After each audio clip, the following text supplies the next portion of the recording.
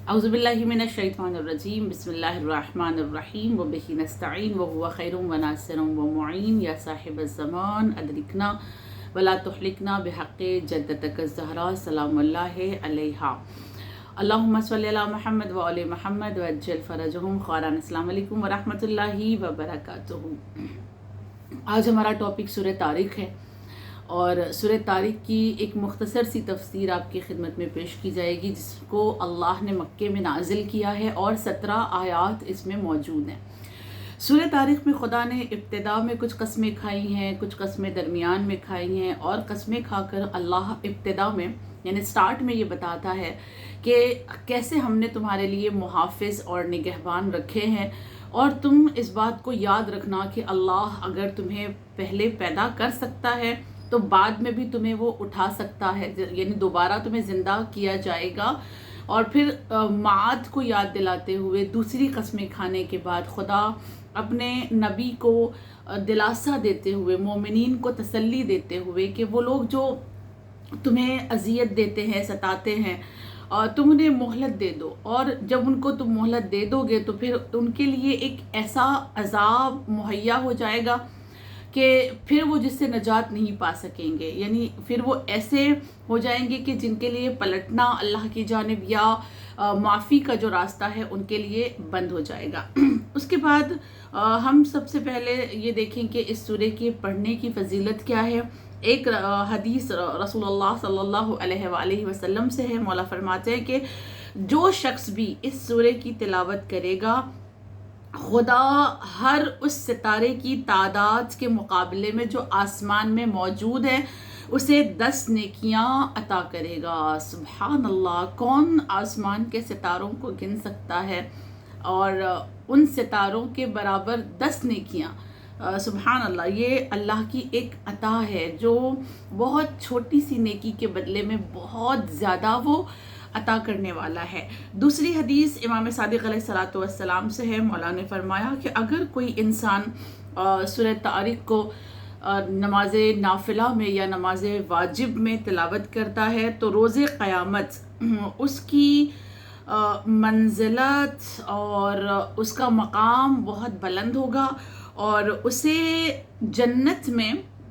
रसूलुल्लाह सल्लल्लाहु अलैहि वसल्लम और दीगर जो पैगंबर अल्लाह के आए हैं उनके साथ रहने का मौका दिया जाएगा। कितना बड़ा अजर है कि एक इंसान जन्नत में जाए और ऐसी जन्नत में जाए जहाँ पर अंबिया मौजूद हों, जहाँ पर नबी मौजूद हों। कितना खूबसूरत होगा वो मंज़र। इंशाल्लाह हम कोशिश करें कि ये छोटी छोटी सी सूरा हमें याद हो और हम इसे कुरान को अपने साथ में रख कर, यानी अपने कल्ब में रख कर, अपनी ज़बान पर जारी रखते हुए नमाज में इसे अदा कर सकें, इसे चलते फिरते हुए भी हम पढ़ सकें। याद रहे कि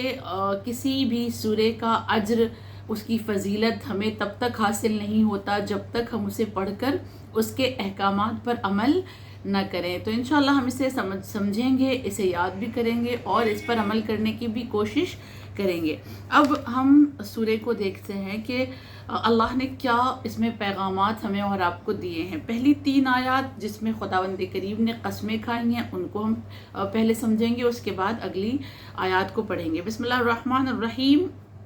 वस्समाइ वत्तारिक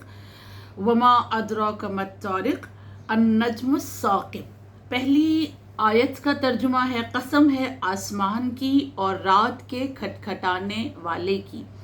और तू नहीं जानता कि रात को खटखटाने वाला क्या है। दूसरी आयत। तीसरी आयत, वही दरख्शां सितारा और तारीकियों को चीरने वाला है। यानी आयत के तर्जुमे से ये पता चल रहा है कि अल्लाह यहाँ पर किसी सितारे की कसम खाता है। वो सितारा क्या है उसको समझने से पहले हम ये समझेंगे कि अल्लाह तारिक किसे कह रहा है, तारिक का क्या माना होता है और क्यों उस सितारे को तारिक अल्लाह ने कहा। बस समाए यानी पहले तो आसमान की कसम, व तारिक, तारिक कहते हैं कूटने को। इसी वजह से ज़मीन जो रास्ता होता है ना, जहाँ पे, जिसको हम तरीक़ कहते हैं अरबी ज़बान में, तरीक़ रास्ता, तो क्योंकि इंसान उस पर चल चल कर उसको रौंदता रहता है, उसे कूटता रहता है, इसलिए उस रास्ते को भी طریق کہتے ہیں. وہ انسان جو رات میں آئے اور دروازہ بند ہو اور وہ باہر سے اس دروازے کو نوک کرے، تو ڈور نوک کرنے والے اس انسان کو جو رات میں آتا ہے طارق کہا جاتا ہے، کیونکہ وہ ڈور نوک کر رہا ہے. اوکے. پھر اس کے بعد ہم دیکھیں ایک روایت بھی ملتی ہے کہ ایک منافق تھا جو امیر المؤمنین کے پاس آیا تھا. اس کا نام تھا اشعث ابن قیس، اور رات کے ٹائم پر آیا تھا مولا کے پاس حلوہ لے کر ایز اے گفٹ، تاکہ مولا کو میں یہ حلوہ دوں، اور مولا حلوہ کھانے کے بعد جو ہے وہ مجھے کوئی نہ کوئی پوزیشن دے دیں گے. یعنی ان شارٹ وہ مولا کائنات کو جو ہے نا ایک حلوے کے ذریعے سے کچھ حاصل کرنے کی نیت سے آیا تھا کہ کسی طرح سے مولا راضی ہو جائیں، بس مجھے کوئی پوزیشن مل جائے. اور وہ رات کے ٹائم پر جب آیا تو مولا نے اس کے لیے یہ کہا تھا کہ تعجب ہے اس رات کے آ کر کھٹکھٹانے والے پر جو اپنے ہاتھ میں حلوہ لے کر آیا تھا. یعنی اس کو بھی مولا نے طارق کہا ہے کیونکہ وہ رات میں آیا تھا. خیر، تو جو رات کو آئے اور نوک کرے، دروازے کو کھٹکھٹائے، اسے طارق کہا جاتا ہے. اب ایک ستارے کو اگر طارق کہا گیا ہے تو اس کا مطلب یہ ہے کہ وہ آسمان کو چیرتا ہوا، آسمان میں سوراخ کرتا ہوا، آسمان کو نوک کرتا ہوا اپنے نور کو پھیلاتا ہوگا، اپنے نور کو بکھیرتا ہوگا. کوئی ایسا ایک ستارہ ہے، اور اس ستارے کو دیکھیں اللہ نے اس میں دوسری بات میں یہ کہا وما ادراک ما الطارق. ایک بات یہ بھی ہمیں یاد رکھنی چاہیے کہ جب خدا یہ کہہ دے نا وما ادراک، اور تم کیا جانو اور تمہیں نہیں معلوم ہے کہ یہ کیا ہے. مثال کے طور پہ وما ادراک ما لیلۃ القدر، تم کیا جانو لیلۃ القدر کیا ہے. جب خدا یہ کہہ دے نا کہ تم نہیں جان سکتے، اس کا مطلب تم نہیں جان سکتے. آپ کتنا بھی اس کے بارے میں پڑھ لو، آپ وہ باتیں جو اللہ نے اس کے اندر چھپا کے رکھی ہیں اس تک پہنچنا مشکل ہے. ہاں، لیکن جب اللہ یہ کہتا ہے کہ تم کیا جانو، اس کا مطلب وہ ہمیں دعوت دے رہا ہے کہ تم اس کو جاننے کی کوشش کرو، تم اس کے راز تک پہنچنے کی کوشش کرو. تو خدا ایک پیغام بھی دیتا ہے کہ تم اس ستارے کے بارے میں تلاش کرو، جتنا تلاش کرو گے اتنا تمہارا ہی فائدہ ہوگا. لیکن جو اس میں اسرار میں نے چھپا کے رکھے ہیں وہ اسرار تم جان نہیں سکتے. خدا یہی کہہ رہا ہے کہ تم کیا جانو کہ وہ طارق کیا ہے، وہ کھٹکھٹانے والا ستارہ کیا ہے جو آسمان کو چیرتا ہوا اور اپنے نور کو پورے آسمان میں بکھیرتا ہے نا. تو تیسری آیت میں اللہ نے کہا النجم الثاقب، وہ ثاقب ستارہ ہے. ایک ستارہ ایسا جس کو نجم الثاقب کہا گیا. ثاقب بعض اوقات یہ کہتے ایسے ستارہ جو آسمان میں سوراخ کر دے اور اپنی روشنی کو، اپنے نور کو پوری میں پھیلا دے. تو یہ نجم الثاقب کیا ہے، یہ طارق کیا ہے، اس کے لیے ایک روایت ملی ہے امام صادق علیہ الصلوۃ والسلام کی. مولا فرماتے ہیں کہ یہ وہ ستارہ ہے جو 7ویں آسمان میں طلوع ہوتا ہے اور اس کی روشنی تمام آسمانوں کو چیرتی ہوئی نچلے آسمان تک پہنچ جاتی ہے. اس لیے اللہ نے اسے نجم الثاقب کہا ہے. اور اس ستارے کا مولا نے نام بھی بتایا ہے کہ وہ کیا ہے. نجم الثاقب اس لیے کہا گیا، اس کا ریزن مولا نے بتایا کہ 7ویں آسمان پہ چمکتا ہے مگر روشنی چیرتے ہوئے نچلے آسمان تک پہنچ جاتی ہے. اور مولا کہتے ہیں وہ ستارہ سیٹرن ہے. سولار سسٹم میں جو ہم دیکھتے ہیں بہت سارے جوپیٹر ہے اور مارس ہے وغیرہ جو جتنے بھی ہیں، اس میں سے جو سیٹرن ہے، سیٹرن ستارے کو کہا گیا ہے کہ اس میں اللہ نے جو کہا وما ادراک ما الطارق النجم الثاقب، وہ سیٹرن ہے مولا کی حدیث کے مطابق. اور اگر ہم سیٹرن ستارے کے بارے میں جاننا چاہتے ہیں تو ہم خود جانتے ہیں پہلے سے، جتنا سکولز وغیرہ میں پڑھا ہے، جتنا سائنس نے ہم کو پڑھایا ہے، جغرافی نے ہم کو پڑھایا ہے، اور جتنا ہم اس کو بار بار دیکھتے رہتے ہیں. تو سیٹرن ستارہ جو ہے وہ اپنے اندر بہت کچھ سمیٹے ہوئے ہے، اس کے اندر بہت ساری خوبیاں ہیں. یہ آپ لوگ سرچ بھی کر سکتی ہیں، بعد میں اس کے بارے میں بہت ساری نالج آپ لے بھی سکتی ہیں. مجھے یقین ہے آپ سب کو اس کے بارے میں پہلے سے بھی معلوم ہوگا. بس اتنا سمجھیں کہ یہ سورج سے کافی دور ہے، یا یوں کہا جاتا ہے کہ سیٹرن ستارہ جو ہے وہ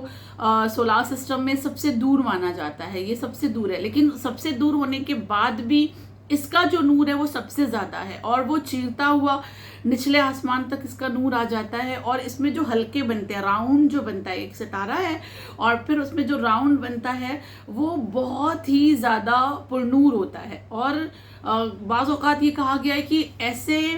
उसके अंदर असरार छुपे हुए हैं सैटर्न सितारे के अंदर कि जो दूरबीन से भी नहीं देखे जा सकते हैं। कुछ चीज़ें उसमें दूरबीन से नज़र आ जाती हैं और कुछ चीज़ें दूरबीन से भी नज़र नहीं आती। लिहाजा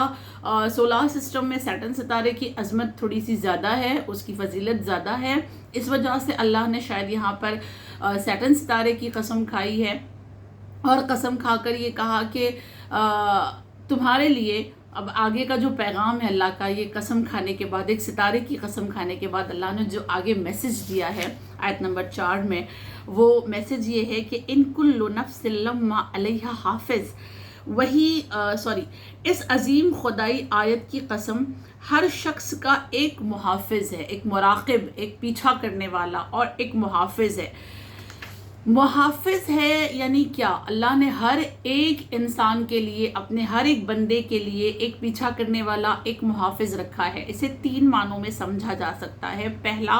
जो हम आयत में लेंगे कि हाँ यही माना हो सकता है, लेकिन 3 माना बताया गया है। एक माना तो ये कि हम जो कुछ भी करते हैं, चाहे नेकी करें चाहे बदी करें, हमारी नेकियों के भी मुहाफिज हैं और हमारे बुराइयों की भी मुहाफिज हैं, किरामन कातिबीन, और उसे कंटिन्यू लिख रहे हैं। जो जो हम कर रहे हैं, इवन हम जो जो सोच रहे हैं, वो हमारे हर अमाल के पीछे हैं, हर अमाल का पीछा करते हैं और वो देख रहे हैं, मुहाफिज भी हैं कि हम क्या कर रहे हैं, और वो सब कुछ रिकॉर्ड किया जा रहा है। एक बात। दूसरी चीज़ मुहाफिज कि अल्लाह ने कहा कि हर बंदे के पीछे मैंने एक मुहाफिज को रखा है। रवायात से ये साबित होता है कि खुदा अपने हर बंदे के साथ एक मुहाफिज फ़रिश्ता रखता है, एक हिफाजत करने वाला फ़रिश्ता रखता है। यही वजह है कि बाज़ औक़ात बड़े से बड़े हादसे से भी हम आसानी से गुजर जाते हैं, गिर जाते हैं मगर चोट नहीं लगती, एक्सीडेंट हो जाता है मगर खराश तक नहीं आती है, और फिर हम कहते हैं अल्लाह ये कैसे हो गया, ये तो जो हादसा हुआ था इसमें तो बचने के भी चांसेस नहीं थे, इसमें तो इंसान की ज़िंदगी भी नहीं बचाई जा सकती थी, लेकिन हम ऐसे हादसे से गुजर कर वापस आ गए। ये हम बार बार कहते हैं ना, वो इसलिए क्योंकि हमारे पास एक मुहाफिज फ़रिश्ता होता है अल्लाह की जानिब से, और वो हमारी मुहाफ़ज़त कर रहा होता है, वो हमारी निगहबानी कर रहा होता है, वो हमें बचा रहा होता है गिरने से। वगरना जिस एतबार से दुनिया में हादसात होते हैं, हम देख रहे हैं दुनिया के हादसात, कोई इंसान ऐसा नहीं होता फिर कि वो तबई मौत से मर गया अपनी, यानी नेचुरल मौत उसको आ गई। हर इंसान के पीछे कोई ना कोई हादसा होता, लेकिन वो हादसात से जो बचा लेते हैं वो अल्लाह के मुहाफिज फ़रिश्ते हैं। दूसरी बात, तीसरी चीज़ कि मुहाफिज अल्लाह ने किसको कहा, किस चीज़ से मुहाफिजत के? बाज़ औक़ात अल्लाह शैतानी वसवसों से भी अपने नेक बंदे की हिफाजत करता है, यानी इल्हाम के ज़रिए से या उसके ज़मीर के ज़रिए से खुदा जो है उसकी हिफाजत करता है। इसलिए ये भी माना लिया जा सकता है कि शैतानी वसवसों से उसकी हिफाजत। बहरहाल कुरान की किसी भी आयत के तफसीर को लिमिटेड नहीं किया जा सकता, बहुत ही ज़्यादा माने होते हैं उसके, और सारे माना उसमें लिए जा सकते हैं। लेकिन इस आयत में अगर हम देखें तो तमाम मुहाफ़िज़त से ज़्यादा, चूँकि इसमें आखिरत की बात है आगे चलकर, इसलिए खुदा जो इसमें मुहाफ़िज़त की बात कर रहा है वो किरामन कातिबीन की ली जाएगी, क्योंकि खुदा ने आगे फिर ये कहा है कि हम तुम्हें उठाएंगे, दोबारा पलटाए जाओगे तुम। तो खुदा इसमें जो बात कर रहा है वो उन फरिश्तों की बात कर रहा है जो हमारे नेकी और बदी के मुहाफिज हैं, निगहबान हैं, और वो सब कुछ लिखा जा रहा है। और लिखा जा रहा है, इस बात को याद दिलाने के बाद खुदा ने एक और बात याद दिलाई कि ये जो कुछ भी तुम्हारे अमाल की हिफाजत हो रही है, इसको हम एक दिन तुम्हारे सामने पेश करेंगे जब तुम दोबारा पलटाए जाओगे, जब तुम दोबारा जिंदा किए जाओगे। अब चूंकि कुछ लोगों के अंदर इस बात का शक होता है कि पता नहीं हम दोबारा उठेंगे कि नहीं उठेंगे, ये क्या है, ایک بار ختم ہو گئے تو ختم ہو گئے، ایک بار خاک میں مل گئے تو مل گئے، ایک بار جلا دیے گئے تو جلا دیے گئے، ایک بار بہا دیے گئے تو سمندر میں چلے گئے۔ اب کون اٹھائے گا؟ وہ راکھ کو کون جمع کرے گا؟ اب وہ جو مٹی میں انسان چلا گیا ہے، اس کے ریزے ریزے ہو گئے ہیں، اس کو کون جمع کر کے پھر سے پیدا کرے گا؟ لہٰذا اللہ ان کا جواب دینے کے لیے کہتا ہے آیت نمبر 5 میں فَلْيَنْظُرِ الْإِنسَانُ مِمَّا خُلِقَ، انسان کو دیکھنا چاہیے کہ وہ کس چیز سے پیدا کیا گیا ہے۔ اب اللہ پہلے اپنی خلقت یاد دلا رہا ہے کہ تم اپنی خلقت کو یاد کرو، وہ جو زمین پر اکڑتے پھرتے ہو، وہ جو زمین پر تکبر کے ساتھ پیر رکھتے ہو، وہ زمین پر جو غرور کے ساتھ چلتے ہو اور اپنے سے نیچے والے انسان کو دبانے کی کوشش کرتے ہو، ان پر ظلم ڈھاتے ہو، تم پہلے دیکھو تو تمہاری حقیقت کیا ہے، تم کس چیز سے پیدا کیے گئے۔ اور پھر آیت نمبر 6 میں یاد دلاتا ہے خُلِقَ مِن مَاءٍ دَافِقٍ، تم ایک بہتے ہوئے پانی سے،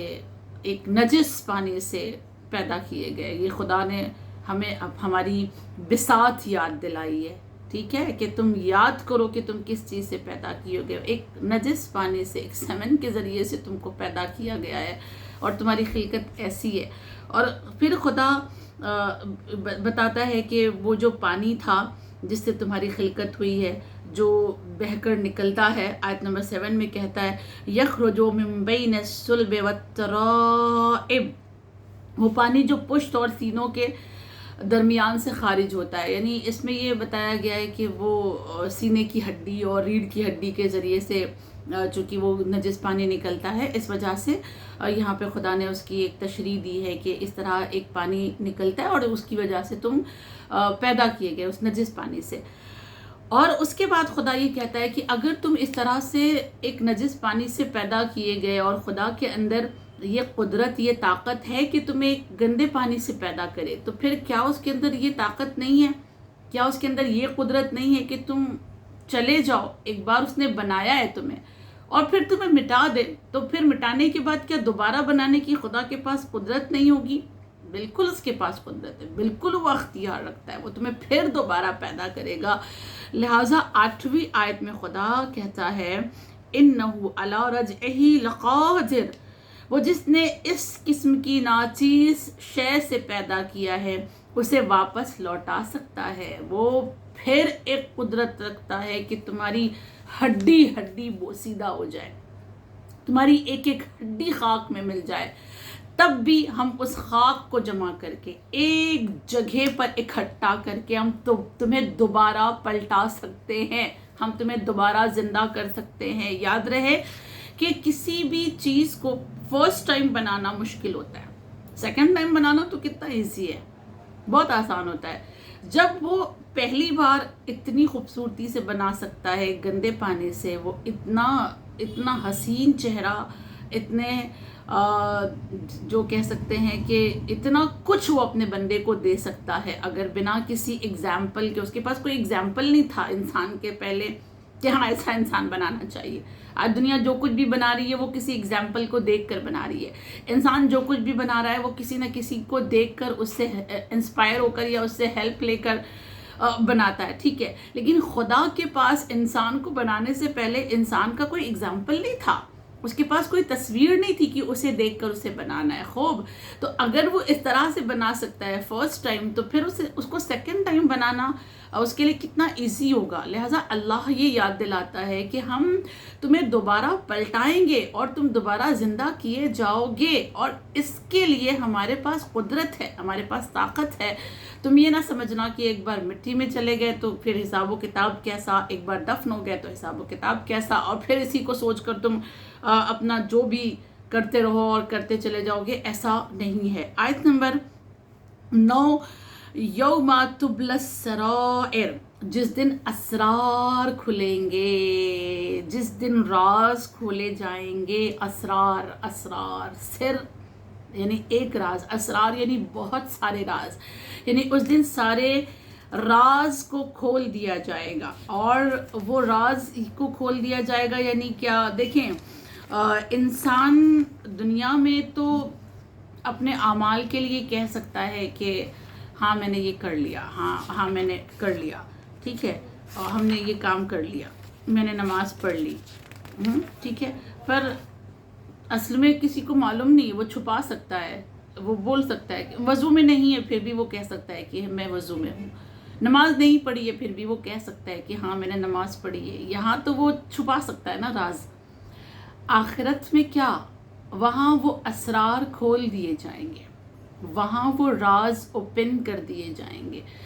وہاں انسان جھوٹ نہیں بول سکے گا، جو کیونکہ اللہ نے پہلے ہی کہا کہ نگہبان بیٹھے ہوئے ہیں، وہ لکھ رہے ہیں، اور وہ سب کچھ تمہیں دکھایا جائے گا، تمہیں بتایا جائے گا، کیونکہ وہ یوم الحساب ہوگا، حساب و کتاب کا دن ہوگا۔ تو انسان یہاں تو چھپا سکتا ہے، وہاں نہیں چھپا سکتا، ٹھیک۔ معاذ ابن جبل نے جب رسول اللہ صلی اللہ علیہ وآلہ وسلم سے اس آیت کے بارے میں پوچھا تھا کہ یا رسول اللہ وہ اسرار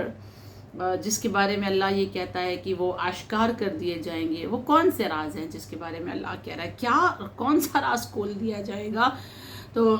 نبی کریم صلی اللہ علیہ وآلہ وسلم نے فرمایا وہ سرائر، وہ اسرار تمہارے اعمال ہیں، مثال کے طور پہ تمہاری نماز، تمہارا روزہ، تمہارا زکوٰۃ، تمہارا وضو اور ہر واجب عمل جو اللہ نے تم پر واجب کیا تھا، اور وہ پنہان ہے لوگوں کے اوپر یعنی آشکار نہیں ہے۔ کون نماز پڑھتا ہے ہمیں کیا پتا، کون خمس دیتا ہے ہم کیا جانے، وہ آشکار نہیں ہے، لیکن وہاں جو اللہ نے واجب قرار دیا ہے، اور اگر تم نے یہاں پر وہ انجام نہیں دیا تو وہ راز وہاں پر آشکار کیے جائیں گے، یعنی ہمارے وہ اعمال کی بات ہو رہی ہے۔ اور پھر کیا ہوگا؟ آیت نمبر 10 میں کہا فَمَا لَهُ مِن قُوَّةٍ وَلَا نَاصِرٍ، اور اس کے لیے کوئی قوت اور مددگار نہیں ہے۔ اور جب وہ اسرار کھول دیے جائیں گے اور اعمال کم ملیں گے،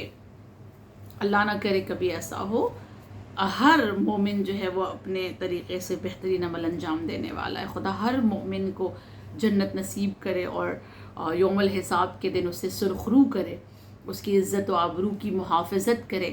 تو جب کھول دیے جائیں گے تو کیا ہوگا؟ وہاں کوئی مددگار نہیں ہوگا، کوئی حامی نہیں ہوگا، انسان کسی کو پکار نہیں سکے گا، کوئی کسی کی مدد کے لیے نہیں آئے گا۔ یہاں تو انسان ایک دوسرے کی مدد کے لیے پہنچ جاتا ہے، کوئی مشکل آ جاتی ہے تو انسان مشکل کو حل کرنے کے لیے دوستوں کو اپنے ساتھ پاتا ہے، رشتہ دار آ جاتے ہیں، پڑوسی آ جاتے ہیں۔ لیکن قیامت کا مرحلہ ایسا ہوگا کہ روایات یہ کہتی ہیں کہ ایون والدین بھی اپنی اولاد کا ساتھ دینے سے انکار کر دیں گے، اور وہ کہیں گے کہ ہم خود پریشان ہیں، اس وقت ہمارے اعمال خود اتنے کم ہیں، ہم تمہیں اپنے اعمال کس طرح سے دے دیں۔ تو ہمیں بہت اس چیز کے لیے اویئر رہنا ہے کہ اللہ بار بار ہمیں یاد دلا رہا ہے کہ تمہیں پلٹ کر آنا ہے۔ آیت نمبر 11، پھر اللہ نے کچھ قسمیں کھائی ہیں، اور کچھ قسمیں کھانے کے بعد پھر خدا نے کچھ ایک میسج دیا ہے ہمیں اور آپ کو۔ آیت نمبر 11 میں کہتا ہے وَالسَّمَاءِ ذَاتِ الرَّجْعِ وَالْأَرْضِ ذَاتِ الصَّدْعِ إِنَّهُ لَقَوْلٌ فَصْلٌ۔ ترجمہ دیکھیں 3 آیات کا، پر بارش آسمان کی قسم اور پر شگاف زمین کی قسم کہ یہ ایک سچی بات ہے۔ اور کیا ہے سچی بات ہونے کے علاوہ؟ وما ہوا بالحزل، اور یہ مذاق نہیں ہے، یہ مذاق نہیں ہے، یاد دلا رہا ہے اللہ۔ پہلے اللہ نے آسمان کی جو بارش ہوتی ہے اس کی قسم کھائی ہے، کیا وجہ ہے، کیا ریزن ہے، یہ آپ سب جانتی ہیں کہ بارش جو ہے وہ ایک بہت ہی زیادہ فضیلت رکھنے والی چیز ہے، بارش کی وجہ سے انسان کی زندگی ہے، اور اگر بارش نہ ہو تو انسان کی زندگی کا خاتمہ ہو جائے گا، اس لیے اللہ نے بارش کی قسم کھائی ہے۔ اور پھر اللہ نے جو ہے اس زمین کی قسم کھائی ہے جو شگاف ہوتی ہے۔ بعض زمینیں جو ہوتی ہیں وہ شگاف ہو کر بارش کے پانی کو سٹور کرتی ہیں، بعض زمین جو ہوتی ہیں وہ شگاف ہو کر بیج کو باہر نکال کر درخت پیدا کرتی ہیں، اور کھیت میں جو دانے بھی آتے ہیں وہ بھی زمین کے شگاف ہونے کی وجہ سے آتے ہیں۔ تو زمین اور بارش کا جو ہماری زندگی کے لیے اہمیت ہے، یہ دونوں چیزیں جو انسانی زندگی کے لیے ضروری ہیں، اللہ نے ان دونوں چیزوں کی قسمیں کھائی ہیں، اور دونوں چیزوں کی قسمیں کھانے کے بعد خدا یہ کہتا ہے کہ یہ ایک سچی بات ہے، سچی بات ہے یعنی کہ تمہیں زندہ کیا جائے گا، اور یہ ایک حقیقت ہے کہ تم پلٹائے جاؤ گے، اور یہ حقیقت ہے کہ وہاں تمہارا کوئی حامی اور کوئی مددگار نہیں ہوگا. اور یہ کوئی مذاق نہیں ہے. خدا کہہ رہا ہے اسے مذاق میں مت لینا. یہ کیوں اللہ کہہ رہا ہے کہ اسے مذاق میں مت لینا؟ اس لیے کہ بہت سارے ایسے لوگ تھے کہ جن کے سامنے جب یہ آیات پڑھی جاتی تھیں تو وہ مذاق اڑاتے تھے، نبی کا مذاق اڑاتے تھے، اور نبی کا مذاق اڑانے کے ساتھ ساتھ قرآن کا مذاق اڑاتے تھے، وہ اللہ کی باتوں کا مذاق اڑاتے تھے اور ہنستے تھے، نبی کو طنز کرتے تھے، نبی کو طعنہ دیتے تھے، اور بعض اوقات یہ کہتے تھے کہ یہ تو دیوانے ہو گئے ہیں اور ان پہ تو پتہ نہیں کیا ہو گیا ہے، جادو ہو گیا ہے، اور یہ اس طرح کی باتیں کرتے ہیں، بہکی ہوئی باتیں. اس طرح کی باتیں نبی کے لیے کی گئی ہیں. آپ دیکھیں کتنا درد ہوتا رہا ہوگا قلب مصطفیٰ صلی اللہ علیہ وآلہ وسلم کو کہ کیسے لوگ مذاق اڑا رہے ہیں، قرآن کی آیات کا مذاق اڑا رہے ہیں اور نبی کی باتوں کا مذاق اڑا، خود نبی کی ذات کا مذاق اڑایا جاتا تھا. لہٰذا اللہ نے ان لوگوں سے مخاطب ہو کر کہا کہ آسمان سے برسنے والی بارش کی قسم، زمین کے شگاف ہونے کی قسم، یہ مذاق نہیں ہے، یہ ایک سچی بات ہے اور ایسا ہو کر رہے گا. اس کے بعد خدا نے آگے اپنے نبی کو دلاسا دیتے ہوئے، مومنین کو دلاسا دیتے ہوئے جو مذاق اڑاتے تھے ان لوگوں کے بارے میں بات کرتا ہے. سب سے پہلے اپنے نبی کو دلاسا، ظاہر سی بات ہے اللہ کا پیغام دے رہے ہیں اور اللہ کے پیغام کو دینے میں ان کو اذیت مل رہی ہے، ان کا مذاق اڑایا جا رہا ہے، تو اللہ بھی اس چیز کو پسند نہیں کرتا نا. لہٰذا خداوند کریم نے اپنے نبی کو دلاسا دیا، اور دلاسا دینے کے بعد اب اللہ آگے اپنے نبی سے کیا کہتا ہے. خدا نے کہا آیت نمبر 15 میں اِنَّهُمْ يَكِيدُونَ كَيْدًا وَأَكِيدُ كَيْدًا، اور آیت نمبر 16. آیت نمبر 17 فَمَهِّلِ الْكَافِرِينَ أَمْهِلْهُمْ رُوَيْدًا، وہ ہمیشہ مکر کرتا ہے. آیت نمبر 15 میں اللہ کہہ رہا ہے وہ ہمیشہ مکر کرتا ہے. آیت نمبر 16 اور میں اس کے مقابلے میں چارہ جوئی کرتا ہوں. آیت نمبر 17 اب جب کہ ایسا ہے تو کافروں کو تھوڑی سی مہلت دے دے تاکہ اپنے اعمال کی وہ سزا دیکھ لیں. کیا کہہ رہا ہے خدا کہ اے میرے حبیب جب تم ان کو اس طرح کے پیغام دیتے ہو، جب اس طرح کی ان سے باتیں کرتے ہو قیامت کی، معاد کی، جزا اور سزا کی، تو وہ تمہارا مذاق اڑاتے ہیں. لہٰذا اب اگر وہ مذاق اڑا رہے ہیں تو وہ یہی کام ہی کرتے ہیں، ان کا کام ہی یہی ہے، اور وہ ہمیشہ یہی مذاق اڑاتے ہوئے کہتے ہیں، وہ ہمیشہ مکر کرتے ہیں، فریب دیتے ہیں، اور اللہ بھی پھر ان کے مقابلے میں جو ہے نا اپنی پلاننگ کو رکھتا ہے. ایسا نہیں ہے کہ بس وہ میرے نبی کا مذاق اڑا رہے ہیں تو میں نے ان کو یوں ہی چھوڑ دیا ہے. ٹھیک ہے نا، مذاق اڑا لو، آج تمہارا دن ہے، کل روز قیامت تو سامنے آؤ گے نا، اور پھر میرا حبیب کھڑا ہوگا اور اس حبیب کو اتھارٹی ہوگی، اللہ ان کو ایک اختیار عطا کرے گا. پھر اس ٹائم پر دنیا دیکھے گی کہ نبی کی ذات کیا ذات تھی اور اللہ نے کس طرح سے اپنے نبی کو سنوارا تھا، سجایا تھا، کیا عظمت ہے نبی کی. وہ یوم الحساب لوگ دیکھیں گے. تو اللہ کہہ رہا ہے کہ اے میرے حبیب غم نہ کریں، آپ غم نہ کریں، آپ اپنے دل کو نہ دکھائیں، آپ ان لوگوں کے لیے اپنے دل کو صدمہ نہ دیں. یہ تو مکر کرتے ہی ہیں، انہیں مکر کرنے دیں، لیکن ان کے لیے میں نے بھی پلان بنا رکھا ہے، میں نے بھی ان کو ایسے نہیں چھوڑ دینا ہے. ٹھیک ہے، تو اگر میں تم سے یہ کہہ رہا ہوں کہ ابھی انہیں چھوڑیں، انہیں جانے دیں، انہیں مہلت دے دیں، تو ان کو مہلت دینے کی وجہ بھی یہ ہے کہ ایسے یہ غرق ہو جائیں گناہوں میں، ایسے یہ غرق ہو جائیں، ملوث ہو جائیں کہ پھر ان کے پلٹنے کا کوئی راستہ باقی نہ رہے، ان کے گناہوں کی معافی کا کوئی ایک بھی چانس باقی نہ رہے، اور یہ آ کر یہ نہ کہہ سکیں کہ نہیں یہ میرا ایسا عمل ہے کہ جس کے ذریعے سے مجھے معاف کیا جا سکتا ہے، اور یہ ایک چیز ایسی ہے کہ جس کی وجہ سے مجھے معافی مل سکتی ہے. تو ان کو ابھی فی الحال یہ جو کرتے ہیں انہیں کرنے دو، انہیں چھوڑ دو ان کے حال پر، انہیں مہلت دے دو، اور جب ان کو مہلت دے دی جائے گی اور انہیں یوں ہی چھوڑ دیا جائے گا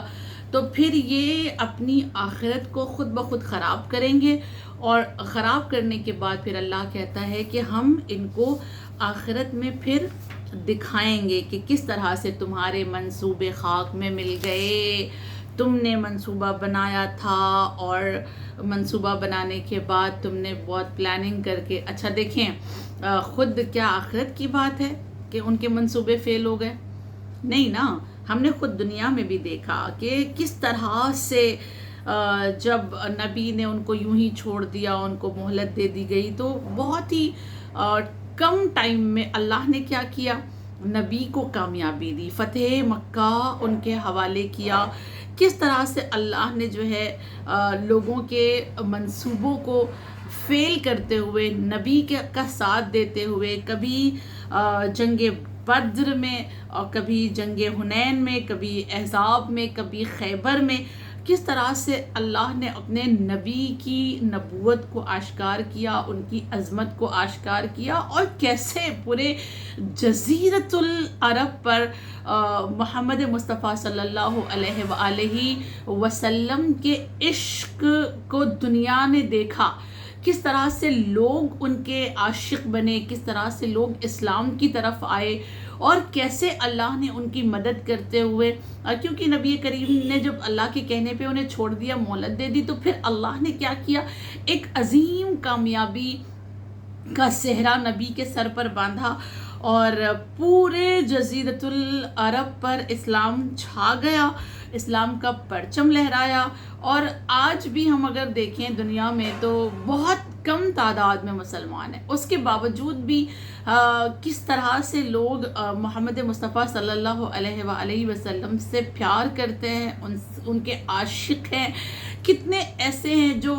غیر ہیں، لیکن غیر ہونے کے باوجود بھی وہ کیسے ان کی تعریف اور توصیف کرتے ہیں، ان کی ہسٹری پڑھتے ہیں، ان سے انسپائر ہوتے ہیں، بہت کچھ ان سے سیکھتے ہیں۔ اور اللہ نے بھی کیسا نظام بنایا نا، کہ تم نے چاہا تھا کہ ذات نبی کو مٹا دے، تم نے چاہا تھا کہ ذات نبی کو ختم کر دیا جائے، توحید کو ختم کر دیا جائے، لیکن اس کے بعد اللہ نے جو پلان بنایا تھا وہ یہ تھا کہ دنیا کے ہر کونے میں توحید ہی توحید ہوگی، ہر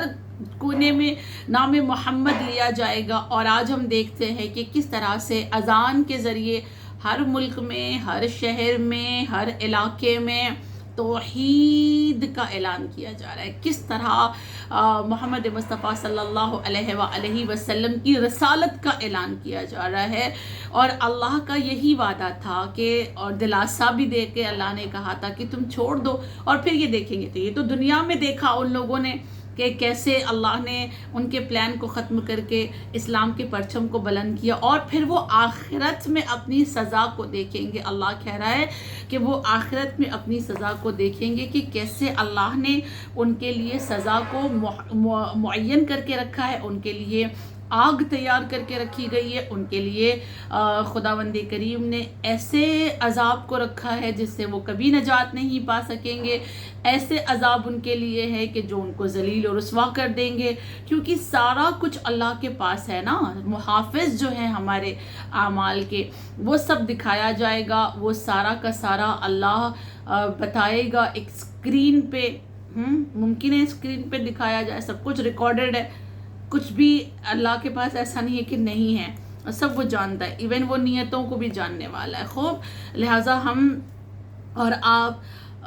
لوگوں کے طنز اور طعنے پر کبھی خاموش رہنا بھی سیکھیں، جیسے نبی خاموش تھے۔ پھر ایک دن اللہ کے جو منصوبے ہوتے ہیں نا، وہ کچھ ڈیفرنٹ ہوتے ہیں، وہ مطلب اس کا جو منصوبہ جب سامنے آتا ہے نا، پھر انسان کی آنکھیں پھٹی کی پھٹی رہ جاتی ہیں، اچھا اللہ نے یہ پلان بنایا تھا۔ تو ہم بھی صبر کریں انشاءاللہ، اور خداوند کریم کی بارگاہ میں ایک دن پلٹ کر جانا ہے، لہٰذا دعا کریں کہ خدا ہمیں اس قابل بنا دے کہ ہم تیرے سامنے کھڑے ہو سکیں، ہمارے اعمال کو نیک کر دے، ہمارے گناہوں کو معاف کر دے، اور بحق محمد مصطفیٰ صلی اللہ علیہ وآلہ وسلم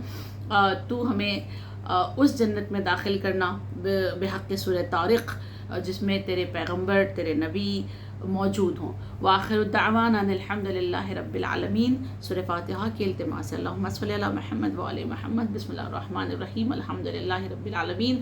الرحمن الرحیم، مالک یوم الدین، ایاک نعبد وایاک نستعین، اہدنا الصراط المستقیم، صراط الذین انعمت علیہم غیر المغضوب علیہم ولا الضالین۔ بسم اللہ الرحمن الرحیم، قل هو اللہ احد اللہ الصمد، لم یلد ولم یولد ولم یکن لہ کفوا احد بسم اللہ الرحمن الرحیم قل هو اللہ احد اللہ الصمد لم یلد ولم یولد ولم یکن لہ کفوا احد بسم اللہ الرحمن الرحیم قل هو اللہ احد اللہ الصمد لم یلد ولم یولد ولم یکن لہ کفوا احد ان اللہ وملائکتہ یصلون علی النبی یا ایھا الذین آمنوا صلوا علیہ وسلموا تسلیما اللہم صل علی محمد وعلی محمد وعجل فرجہم. سورہ فاتحہ، سورہ اخلاص اور درس قرآن مجید کا نذرانہ. 14 معصومین بار امام بنیادان پاک شہیدان کرب و بلا، سیران کرب و بلا و یتیمان کرب و بلا کی بارگاہ اقدس میں ہدیہ کرتے ہیں. اس کے توفیل میں جو بھی ثواب ہو جملہ مرحوم مؤمنین والمؤمنات، تمام علماء، تمام شہداء، تمام مجتہدین کی ارواح کو بخشتے. خصوصاً جو لوگ ہمیں سنتے ہیں جن کی طرف سے کلاس آرگنائز کی گئی ہے ان کے تمام مرحومین کے ارواح کو بخشتے. خداوند کریم مرحومین کے گناہان کبیرہ و صغیرہ کو معاف فرما، مرحومین کی مغفرت فرما، مرحومین کے درجات کو بلند فرما، مرحومین کو جوار حسین میں جگہ عنایت کرنا. وتقبل منا انک انت السمیع العلیم.